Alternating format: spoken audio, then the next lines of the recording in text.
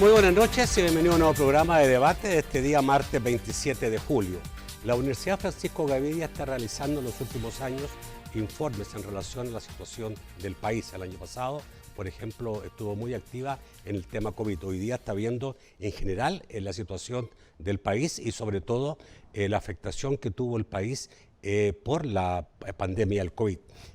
Ahora se dio a conocer el segundo informe de este año 2021, que corresponde al primer semestre de este año, donde se ven las perspectivas económicas, sobre todo del país, y la situación, digamos, de afectación directa que tuvo por la pandemia. Vamos a tratar de conocer cómo está el mundo, cómo está algunos países en particular, cómo está Centroamérica, cómo estamos nosotros en comparación con todo el resto.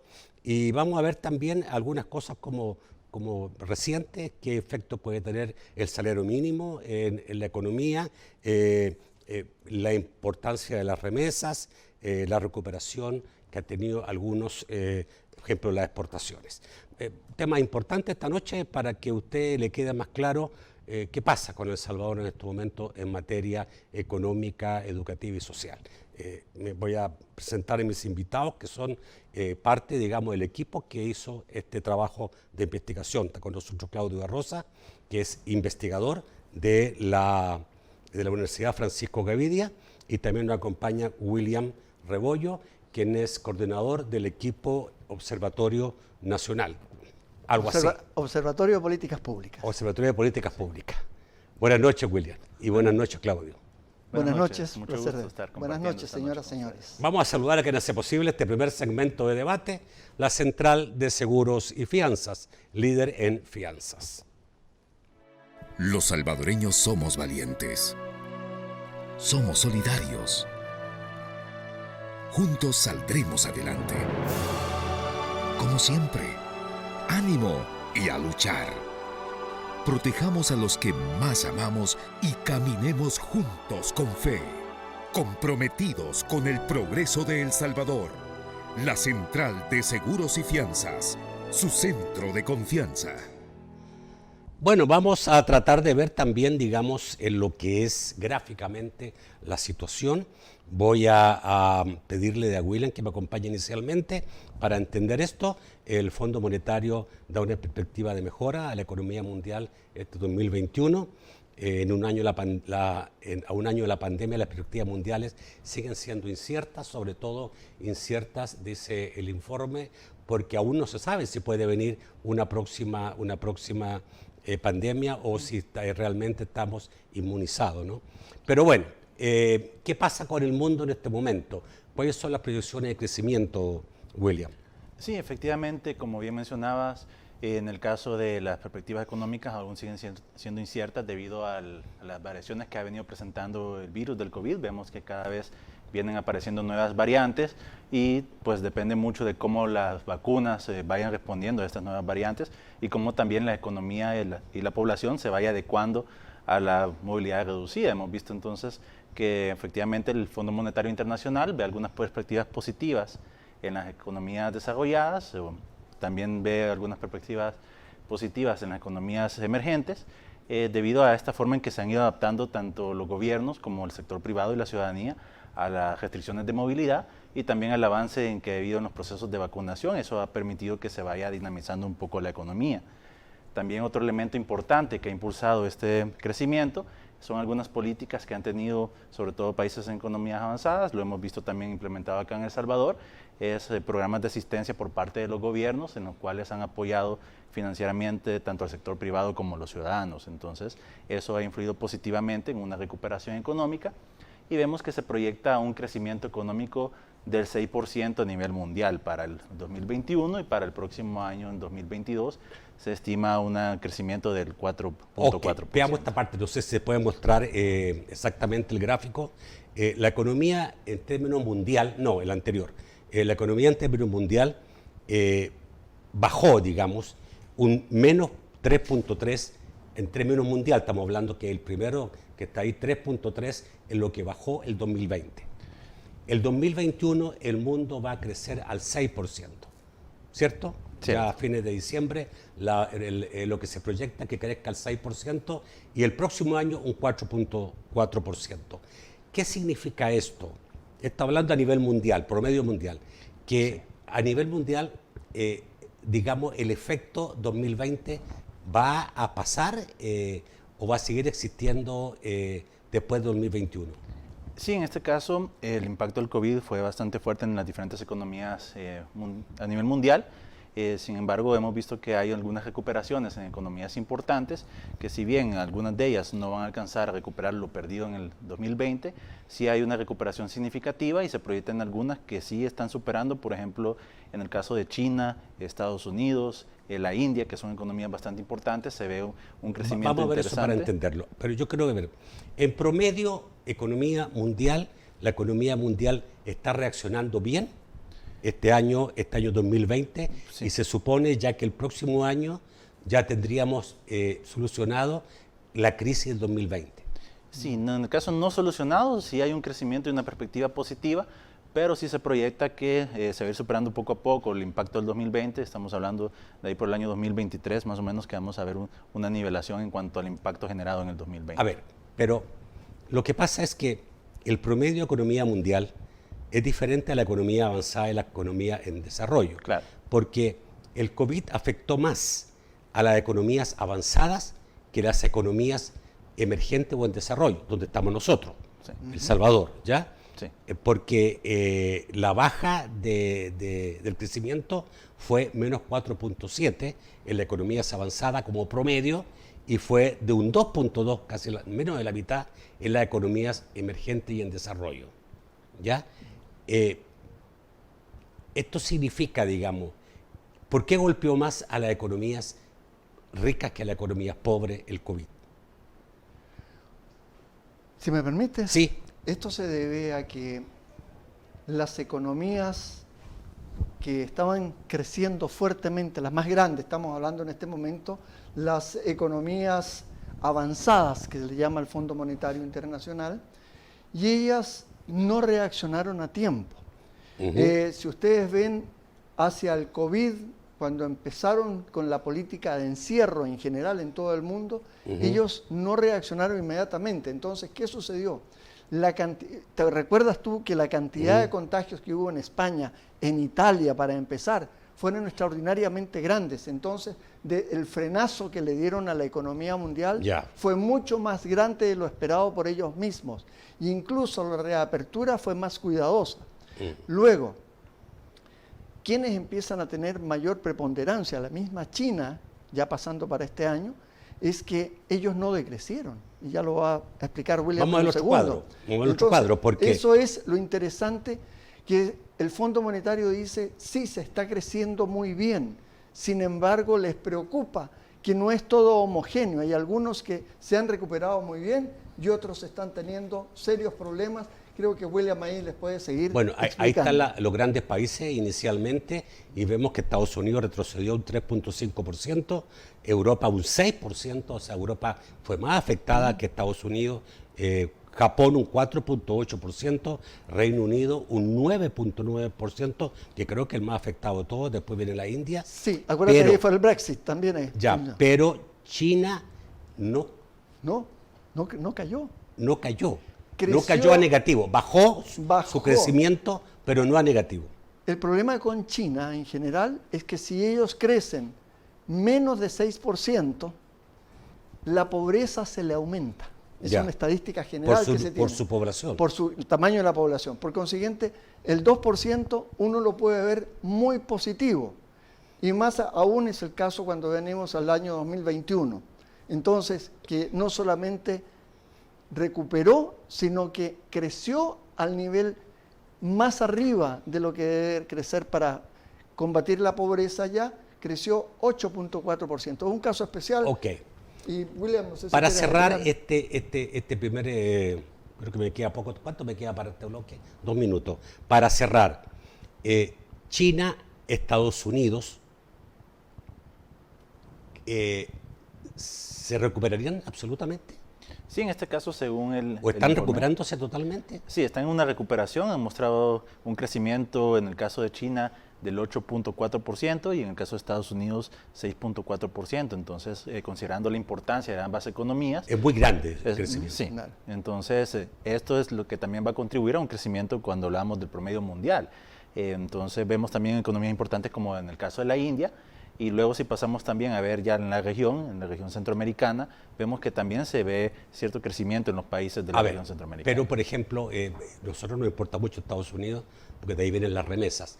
Este crecimiento es el que permitió que las remesas aumentaran y no bajaran a pesar de la crisis. Sí, efectivamente ha habido un incremento en el flujo de remesas, ya va a comentar un poco más a profundidad el doctor de Rosa ese aspecto de las remesas, pero sí efectivamente esta recuperación o crecimiento económico en Estados Unidos ha impactado también positivamente a El Salvador con el incremento de las remesas. Ok, ahora sí para cerrar, ¿qué hizo Estados Unidos que a pesar de ser tan golpeado, porque fue uno de los países más golpeados, dicen que el más golpeado de todos por el COVID? En un inicio, sí.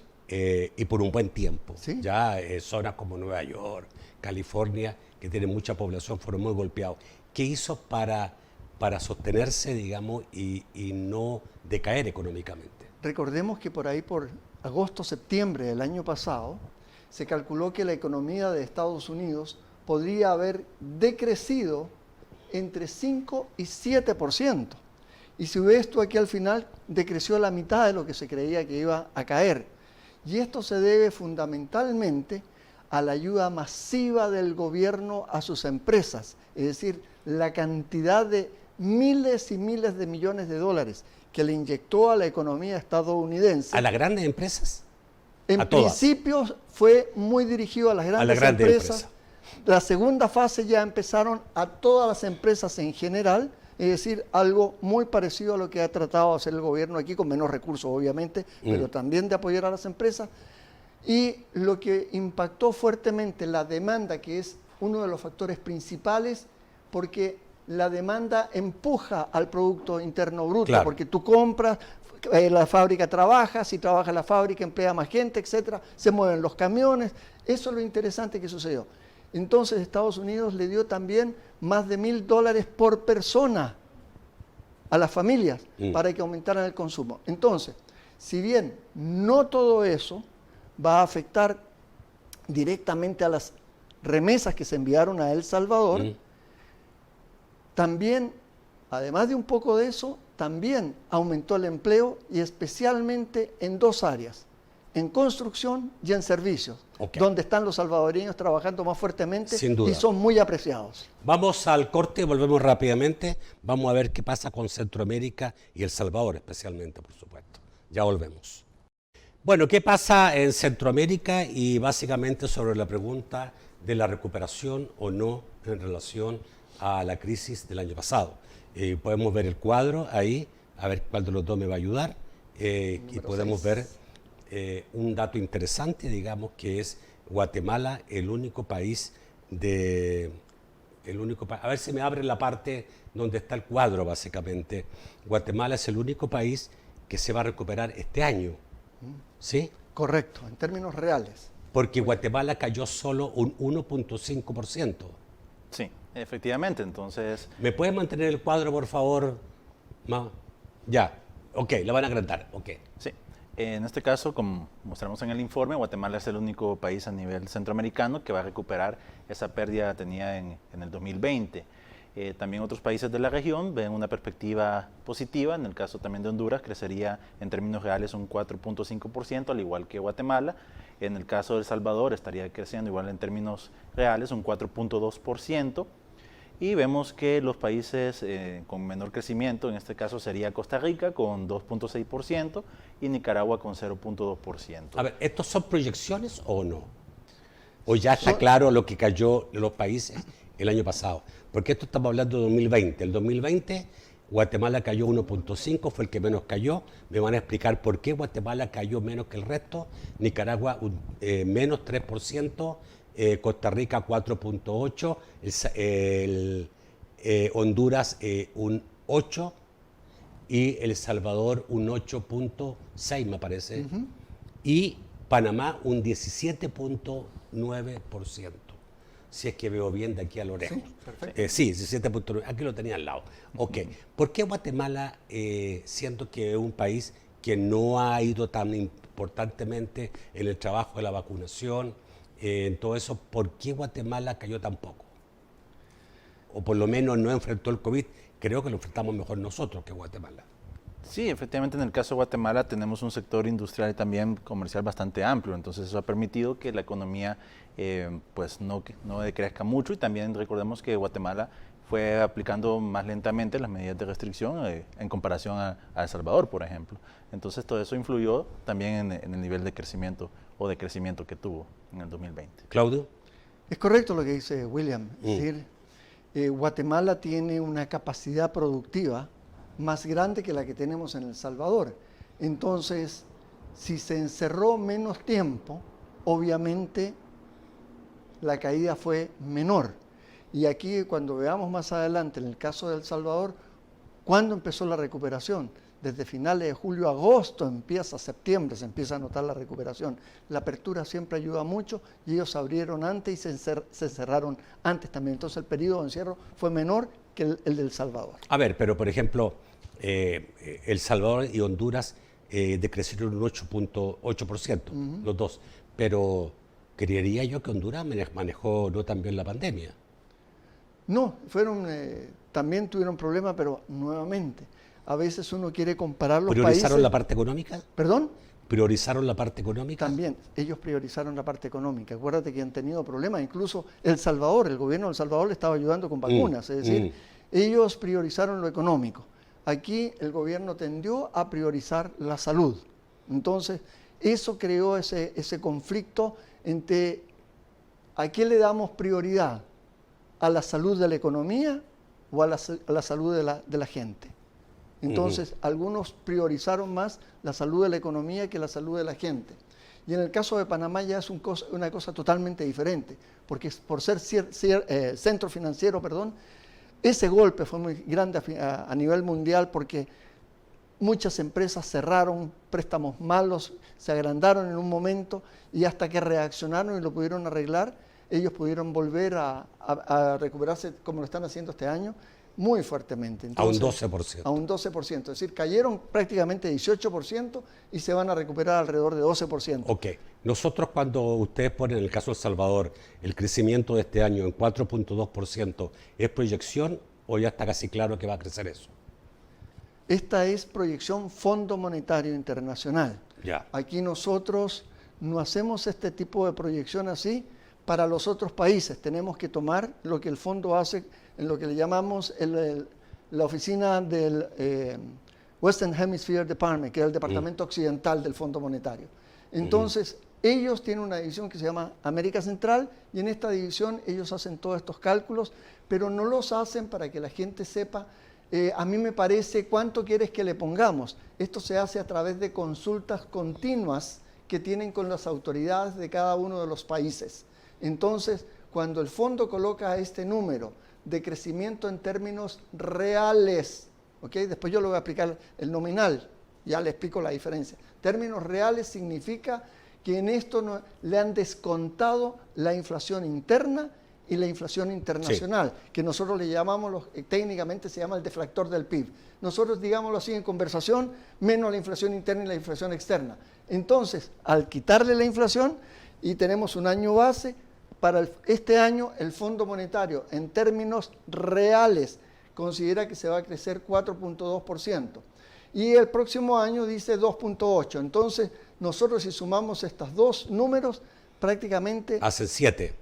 Hacen 7. Y caímos 8.6. Entonces la recuperación para El Salvador no va a ser en el 2022, sino que puede ser hasta el 2023 que podamos Al 2023 vamos a llegar a tener el crecimiento que teníamos el 2019. Claro, pero en términos reales, ¿ok?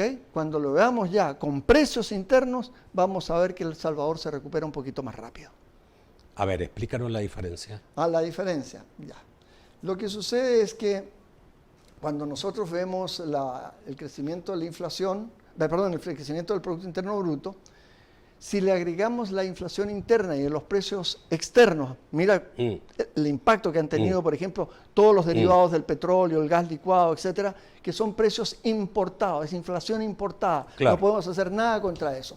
Entonces, el año pasado, dato de Banco Central de Reserva, aumentó, y la economía fue de 24.639.000, cayó 8.4. Ese es el número que nosotros conocemos en el diario vivir aquí. ¿Ok? Y ese se compara, estos 24.639, con los 26.897 del año 2019. Ok, veamos ese cuadro, por favor, que está uno más adelante del que venía. 23. Es recuperación de actividad económica. En la página ¿Ya? 23 hay. Si nos puede mostrar ese cuadro, El Salvador tenía... no, más adelante, dos más adelante. Está en el 23. Dos más adelante. El otro, No, más adelante. Va, ese, ahí lo tiene. ese cabal el que pasaste. Bueno, ahí dice que el 2019 El Salvador tuvo un crecimiento del 3.4%. El 19 sí, perdón. Tuvo un crecimiento de 3.4. 3.4%. Con respecto al año anterior. ¿Y qué significa 26.897? Ese era el total del valor en dinero de los bienes y servicios. 26.000 millones de dólares. De bienes y servicios que producimos en un año. Es Ya. decir, se producen tantas unidades que le aplicamos el precio y le damos el valor en precio. Ese es el Producto Interno Bruto. El 2020 bajamos a 24.639. Y esto significó un menos 8%. Claro. Este año vamos a estar en 26.046.000. Estamos hablando de millones de dólares. Correcto. Y hasta el 2023 vamos a llegar a la cifra un poquito más alta que la cifra que teníamos. Estaríamos llegando. el Estos 2000. sí son estimaciones de la Universidad Francisco Una Gavidia. estimación. Estimación de nosotros, ¿Qué pero pudiera cambiar la situación? tomando como base lo que dijo el Fondo Monetario. Entonces, veámoslo así. El Fondo Monetario, como lo veíamos anteriormente, en términos reales dijo 4.2. ¿Ok? Y si tú le sumas alrededor de 2 puntos de inflación entre la interna y la externa, 4.2 y 2 son 6.2, que es lo que estamos diciendo que va a estar creciendo la economía entre 5.7 y 5.2 y podría crecer más de 5.2 si la inflación es mayor incluso internamente, fundamentalmente por los precios externos de los combustibles que siguen subiendo. ¿Cómo estamos en inflación en estos momentos? Creo que hay un cuadro un poco más adelante. A ver, habla de inflación. ¿Se me pueden buscar Sí. el cuadro? O yo no lo puse yo ese gráfico. Bueno, no importa. Bueno, pero de todas maneras tenemos una inflación del 3%. Mira, lo importante es que a diciembre del 2017 la inflación tenía una tendencia a la baja y llegó de 2% en ese momento a 0,1 en diciembre de 2020. O sea, del 17 que teníamos 2% llegó a 0,1 negativo. ¿Cuánto El teníamos 2000? 17% de ¿Perdón? inflación? ¿Cuánto tuvimos 17%? No, dije 17. ¿Te entendí? No, en el año 2017. Perdón. Perdón. A ver, vamos a partir de la base que El Salvador es un país de muy baja inflación. Muy baja inflación. Y ¿Por qué? ¿Por caso, el dólar? Por la dolarización, Ok. efectivamente. Ok. Hoy tenemos un 13 Hoy de día- inflación y es Entonces, de un 2% número alto en para el nuestra... 2017, de 2%, bajó a 0.1 en el 2020. O sea, hubo una marcada caída. Pero, sin embargo, desde junio para adelante, en gran medida, lo subrayo, por el aumento de los precios de los combustibles, que podemos dar Sí. algunos casos aquí bonitos para que vean, eso hace que acumulado en el primer semestre de 0.1 negativo aumente a 3 puntos porcentuales. Ese aumento de la inflación, que no es normal para nosotros, pero es muy normal para otros países, un 3% en otros países no hay ningún problema. Bueno, pero para nosotros que tenemos una historia de baja inflación, Correcto. Tú dices una inflación importada. Sin embargo, tuvimos hace tiempo atrás, con dolarización, tuvimos una inflación de 9%, fue por ahí cuando fue la anterior, por ahí por el 2007, 2008, que también se llegó a este nivel, pero después baja porque se estabiliza cuando los precios de los combustibles vuelven a su ¿El aumento de la lugar. inflación es exclusivamente por el aumento de los precios internacionales o hay un factor externo que también está actuando aquí? Bueno, como factor externo, como te decía, es el caso Principal. del principal, digamos en términos generales, gasolinas y petróleo, no hay necesidad de explicarlo. Usted mismo lo sabe y lo siente en su bolsillo. Ahí está el dato, la inflación Claro, acumulada. ahí está. Sin Ya. embargo, hay una cosa bien interesante. Fíjense que una de las cosas que uno pone atención a veces es que el tambo de gas licuado, en este caso vamos a tomar el de 25 libras, que es el que se consume más comúnmente en cualquier hogar. Fíjense que subió de 9.37 sin subsidio, primero vamos a verlo sin subsidio, de 9.37 sin subsidio en junio de 2020 a 10.26. O sea, si tú ves, ya hubo una alza bastante importante porque fue de 9.5%. Luego, esta tendencia se mantiene al alza del gas licuado, entonces llegamos que se elevó a 13.8% en julio de este año, ¿ok? Esta es una alza adicional de 27.5%. Si juntamos las dos alzas que tenemos desde el año, tenemos un aumento de 39.6%, para redondear 40%, ¿ok? Eso es lo que ha subido el gas licuado y ese es el costo de lo que está pagando El Salvador más cuando lo importa. Eso es bien importante decir. Pero sin embargo hay que reconocer que esta alza fue mitigada en cierta forma. Cuando llegó el gas licuado, llegó hasta, aquí lo vamos a ver, llegó a ese nivel, tenía un subsidio de $5. Con el último alza del subsidio, aumentó de $5 a 8.04%. El subsidio. El subsidio aumentó 61% el subsidio. Es decir, el Estado pasa a hacer un esfuerzo para subsidiar esto. Correcto. No son muchos, pero los que recibieron el subsidio en este momento afectó. están pagando menos que lo que pagaban antes que aumentara el gas. Déjame ir al corte, porque tengo que ir al corte, y volvemos rápidamente. Bueno, hay también, digamos, una información que hace este estudio de la Gavidia en relación a los empleos, ¿no? Y básicamente se refiere a cuál ha sido la curva que ha tenido el empleo estos últimos meses, ¿no?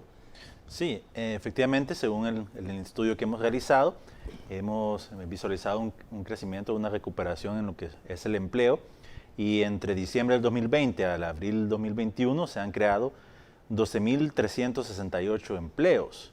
Aún falta por recuperar lo que impactó propiamente en el 2020 la pandemia del COVID. Tenemos que aún falta por recuperar 29.351 empleos. William, tenemos 2020, el país tenía 693.605 empleos. Eso era, y como que es el tope de todos los últimos años. O sea que Correcto. llegamos al 2020 con un buen nivel de empleo. Si usted se fija, digamos, 2017 solamente eran 660, ahí subió a 10.000 más y así se fue, después a 686 hasta llegar a 693.605 y ahí cae el 2020, cae en, ¿cuánto es? De 693 Ah, baja a 651. Que son ¿ok? como 70.000, ¿no? Entonces, No. ahí No, se no, perdieron no, no. 71.605 empleos. ¿Cuánto? 71.605 empleos. Eso fue lo que se perdió, Y que conste, con la pandemia. por favor, quisiera que pusieran atención, señoras y señores, viendo en casa, que el mes que se toma es enero. ¿Por qué enero? Porque la economía venía subiendo, venía en muy buenas condiciones hasta enero, incluso febrero. Pero en enero fue cuando hubo el mayor número de empleos en ese momento y es por eso que lo tomamos como referencia, porque ahí llegó el máximo de capacidad Ya. hasta ese momento en la generación de empleo. Después cae, como veíamos ahí, a 651.000 y vuelve a recuperarse hasta 664.254. Ok. Es decir, una buena recuperación. A pesar de este aumento de empleos, todavía estamos, como dice William muy bien, 29.351 empleos Se han menos. recuperado a nivel privado, William, 12.368. Sí, en este caso vemos que la cifra de empleos en la recuperación está reflejando tanto recuperación en el sector privado como en el sector público. También en el sector público ha habido un crecimiento. Se creó de empleo. 2.557 empleos. Efectivamente, entonces se han estado creando también empleos en el sector público. Hemos visto también a través de los medios de comunicación cómo se han anunciado la contratación de médicos, de policías, actualmente... Básicamente en salud y seguridad me parece que Sí, es lo que efectivamente. el gobierno creó en empleo. Pero todavía faltan 29.351 empleos para llegar En el sector privado. En el sector En privado. el sector privado. Es bien importante definir esto, en el sector privado, porque también el sector público está haciendo un esfuerzo para contratar empleados públicos en el área de salud y ahora en el área de seguridad pública, militar. Entonces, eso es adicional y va a compensar un poco a la caída de esto, va a ayudar a recuperar el número total de empleos, pero en el sector privado, que es el que nos importa, porque es el generador de empleos, es que es el sector privado el que genera riqueza en el país, lo que se produce, entonces es importante ver que en lo posible se pueda recuperar en el sector privado el empleo. Ok, veamos, me estoy saltando algunos gráficos, a ver si nos ayuda más a la parte exportaciones e importaciones, que eso es un dato también importante de la economía para determinar cómo se está moviendo, ¿no? A ver si me ayudas, Mao, a buscar esos gráficos, importaciones y exportaciones, recuperación en el sector externo, ¿no? Que es las exportaciones, y cómo va ahí, William. Sí, en ese caso hay que considerar dos socios que son muy importantes, en este caso Estados Unidos y China. Como ya hemos mencionado anteriormente, son economías bastante grandes, de las más avanzadas del mundo, y las que también han reflejado una recuperación importante en términos de crecimiento económico. Entonces sería muy importante definir cuál va a ser la relación a nivel comercial y también establecer un plan de exportaciones. El doctor De Rosa va a profundizar sobre esto del plan de exportaciones, porque sí creemos como Universidad Francisco Gavidia que es un elemento, un factor importante a impulsar y que podría dinamizar el crecimiento económico del país. Entonces el rol que jueguen tanto Estados Unidos como China y nuestro intercambio comercial con ellos va a ser muy importante para este tema de las exportaciones. Ok, las exportaciones cayeron un 27% el 2020 y ya... En el primer semestre comparado con el primer semestre del año anterior, ¿ok? Ah, correcto, correcto. Entonces, okay. ¿Por qué ustedes dicen que de mantenerse este ritmo de aumento podría lograrse un récord histórico de exportaciones? Ya. Mira, es una aseveración que cuando uno anualiza, lo voy a decir en forma muy sencilla aquí para no entrar en términos muy complicados ni complicar en fórmulas, etcétera, pero si en la primera mitad del año se exportaron 3.253 millones, vamos a decir 3.250, quiere decir que en el año 6.500 es una cifra bastante aceptable, porque nos queda la segunda mitad y la economía creciendo y mejorando las exportaciones. Entonces, si siguen mejorando las exportaciones fuertemente, quizás no a 41%, pero a un porcentaje un poquitito más bajo, podríamos llegar a tener, supongamos, 7.000 millones, 6.000, ya 6.500 millones. Supera, ves, los años anteriores, que son de los más altos que hemos tenido. Entonces, si se da esta tendencia, y como decía William, si logra el gobierno entrar en un acuerdo con el sector exportador para facilitar las exportaciones, estimular las exportaciones, se puede lograr un récord positivo en el aumento de las exportaciones como país. Ok, ¿qué ha posibilitado esto? Alguna vez escuché que había cambiado la política de importaciones de Estados Unidos después de la salida de Trump y el ingreso de Biden al poder, que Estados Unidos estaba dando más, siendo un factor importador que antes, y que a nosotros eso no iba a beneficiar, o a América Latina. Es correcto, ese es uno de los factores. Ya. Pero también hay que considerar que nuestro principal mercado allá, más allá de las maquilas, que son ya con un objetivo nacional allá y que están funcionando muy bien y generando empleo aquí y exportando muy bien, una buena parte de lo que exportamos nosotros es de sabor salvadoreño, si tú lo miras así, ¿ok? Entonces son productos nostálgicos para los salvadoreños, y en la medida que recibieron más dinero allá también, en la medida que se recuperaron empleos, entonces ellos fueron mejores compradores y estamos teniendo una mejor exportación, especialmente a los Estados Unidos.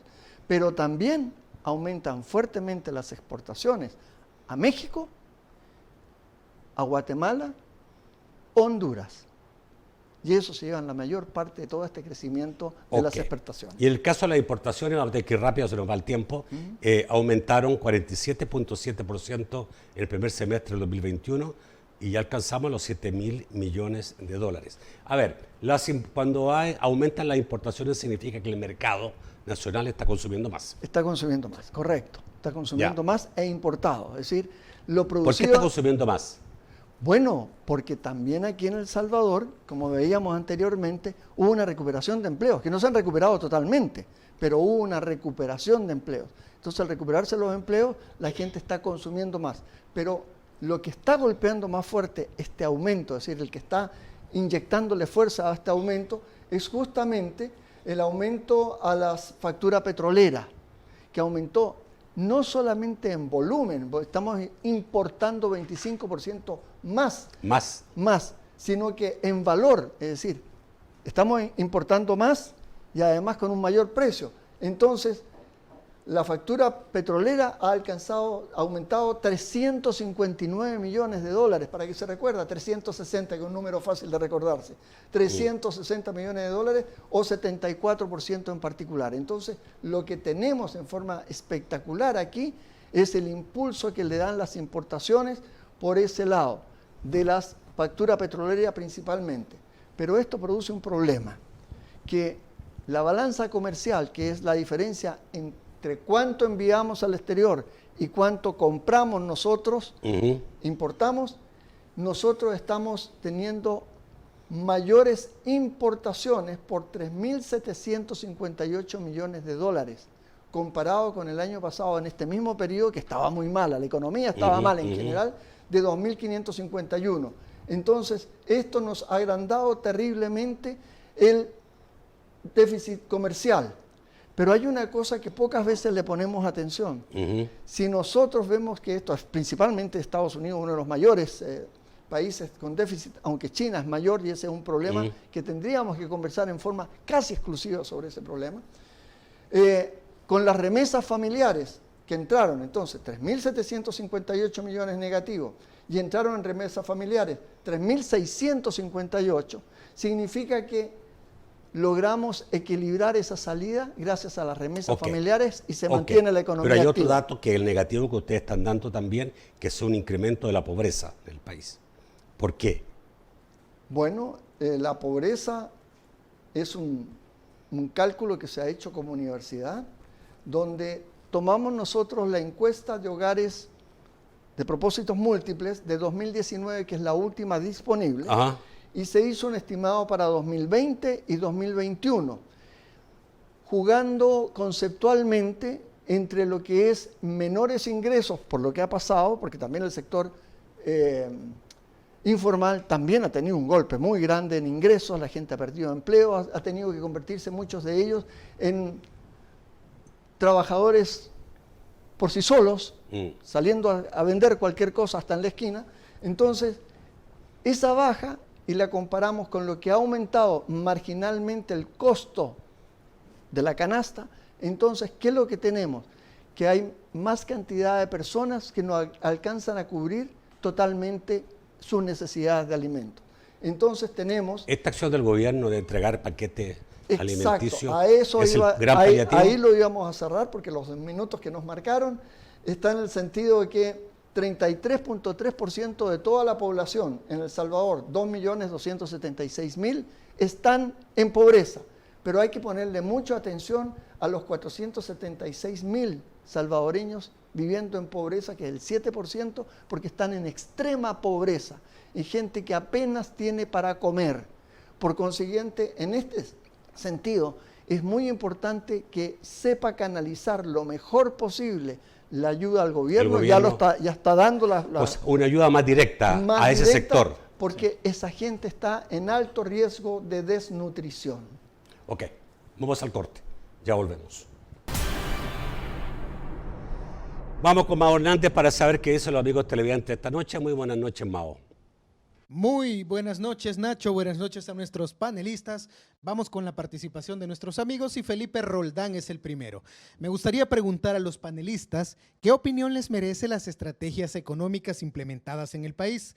Las proyecciones locales e internacionales apuntan a un crecimiento del 6% en nuestra economía. Enrique Peralta pregunta, señor De Rosa, sobre el tema de pensiones, ¿qué escenario prevé si éstas se nacionalizan? Emilio Monterrey nos dice, independientemente de que los datos macroeconómicos sean positivos o no, lo verdaderamente importante para la mayoría es la microeconomía, la de la familia. ¿Qué opinan sus invitados sobre este problema y sobre la pérdida del poder adquisitivo del dólar? Saludos. Denis Castro nos dice: nuestro país a final de año habrá recuperado el crecimiento en la economía después de venir de una pandemia que afectó a nivel mundial. La exportación es un rubro en crecimiento y según la Cámara Salvadoreña llegaremos entre un 6.5 a 7%, señala Denis Castro. Elena García dice: la vacunación es un recurso favorable para el crecimiento de las economías de los países. Y nuestro país va a la cabeza entre los que mejor manejan la pandemia. Por ello, el Fondo Monetario Internacional elevó sus previsiones de crecimiento y destaca la brecha de diferencias en la vacunación entre países, señala Elena García. Finalmente, Juan Álvarez nos dice: con la recuperación de empleos y el aumento al salario mínimo del 20%, ¿habrá un crecimiento de la economía en nuestro país? Es la pregunta de Juan Álvarez con la que finalizamos esta participación de nuestros amigos televidentes. Bueno, un montón de preguntas. A ver si empezamos con William, que quiere responder.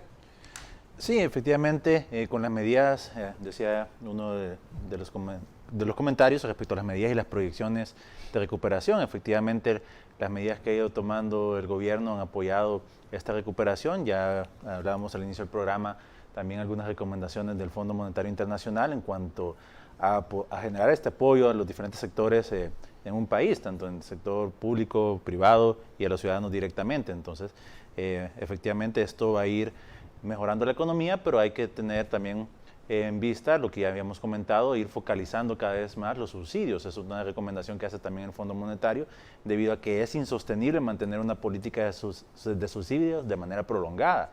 Incluso lo que hemos visto que están ejecutando acá el gobierno es una manera que en algún momento va a ser insostenible, entonces hay que irlo focalizando. Ya hablaba el doctor De Rosa en cuanto a la población en extrema pobreza, sería una buena medida irlo focalizando a esta población. En el tema de la microeconomía, precisamente a ir a una recuperación que hemos visto en datos macroeconómicos, con la recuperación de empleos y también estas políticas que ha estado implementando el gobierno de asistencia, definitivamente se proyecta también una mejora en la microeconomía. No cabe duda que sí se ha percibido en algunos ciudadanos el incremento en los precios. Hemos hablado que hay una inflación de un 3%, que se debe a diferentes factores, no únicamente a medidas que ha adoptado el gobierno salvadoreño, sino que también a precios internacionales y factores internacionales. Entonces, definitivamente vamos a ver una leve mejora en la microeconomía, pero que también se ve impactada por estos temas de la inflación. Entonces, otro comentario que hacían los televidentes en cuanto a la recuperación de empleos y el aumento del salario mínimo, si va a generar también una recuperación económica. Definitivamente la recuperación de empleos va a impactar positivamente. En cuanto al caso del salario mínimo, pues no impacta directamente a toda la población, pero sí hay un sector importante que se va a ver beneficiado con este aumento del salario mínimo y que va a ser importante para esta recuperación. Ok, Claudio. El aumento del salario mínimo nos pone en una situación donde quienes reciban el aumento van a tener un beneficio directo y muy grande. Sin embargo, la cantidad de gente que recibe salario mínimo en este momento es bastante pequeña. Son menos de 500.000 de trabajadores, de 2,5 millones más o menos.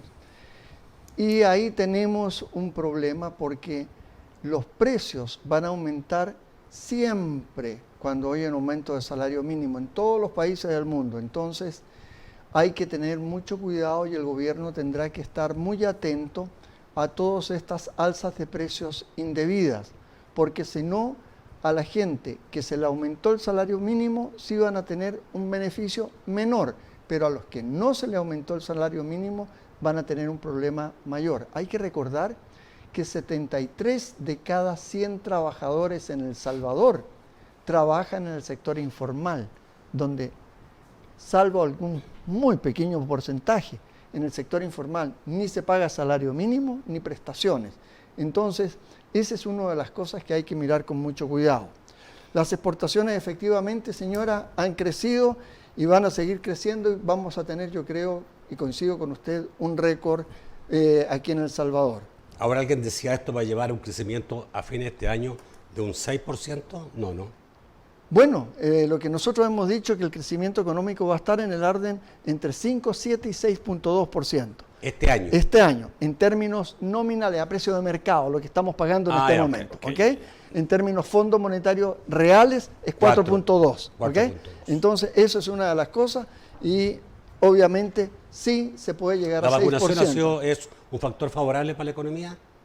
Ha sido favorable porque si bien hay muchas personas que todavía no se dan cuenta que la vacunación es otro medio de prevención, porque también te infectas, ¿ok? Te puedes contagiar. La vacunación es para que no llegues a una situación crítica en una UCI, pero usted se puede morir también de todas maneras. Entonces, lo mejor, siga los protocolos. Lávese bien las manos, mantenga la distancia y el alcohol. Obviamente, me imagino que a lo mejor todavía no es un factor decisivo, pero el día de mañana sí lo va a ser. Por supuesto. Estamos hablando de la diferencia con Guatemala. Si Guatemala no vacuna a su población bien, va a seguir teniendo problemas, va a seguir gastando mucho en la pandemia porque no lo ha solucionado. Lo que se puede, seguramente, puede suceder es que El Salvador empiece a crecer un poquito más rápido que ellos. Correcto. Y ellos crecer un poquito más lento y se van achicando las diferencias y podemos llegar a superarlos. Gracias por estar esta noche, Claudio, muy amable. Un placer. Gracias también, William. Muchas Muy gracias. amable por estar esta noche y gracias a usted, amigo televidente, por su sintonía. Los espero mañana a las 8 de la noche en un nuevo programa de debate. Que pasen muy buenas noches.